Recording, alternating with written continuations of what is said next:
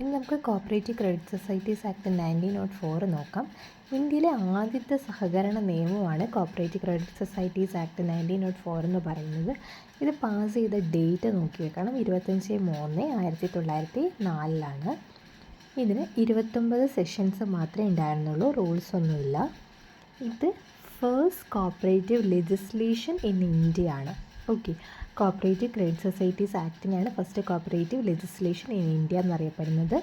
ഈ ഒരു റൂള് പ്രകാരം ക്രെഡിറ്റ് സൊസൈറ്റീസിനെ മാത്രമേ രജിസ്റ്റർ ചെയ്യാൻ പറ്റത്തുള്ളൂ. നോൺ ക്രെഡിറ്റ് സൊസൈറ്റീസോ സെൻട്രൽ സൊസൈറ്റീസോ അപ്പെക്സ് സൊസൈറ്റീസോ ഒന്നും രജിസ്റ്റർ ചെയ്യാൻ പറ്റത്തില്ല.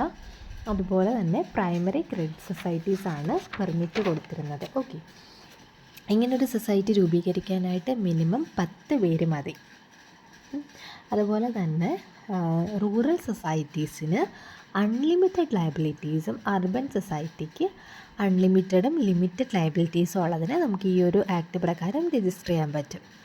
മാക്സിമം ഒരു മെമ്പർക്ക് എടുക്കാൻ പറ്റുന്ന ഷെയർ ക്യാപിറ്റൽ എന്ന് പറയുന്നത് 1000 ആയിരുന്നു.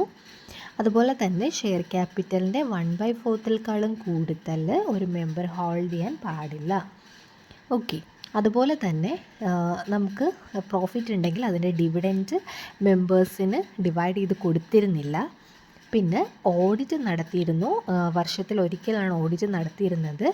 ഇത് കമ്പൽസറി ആണ്, പക്ഷേ ഫ്രീ ആയിരുന്നു. ഓക്കെ, പേയ്മെൻ്റ് ഒന്നും ഇവർ കൊടുത്തിരുന്നില്ല ഗവൺമെൻറ്റിന്, സൊസൈറ്റീസ്.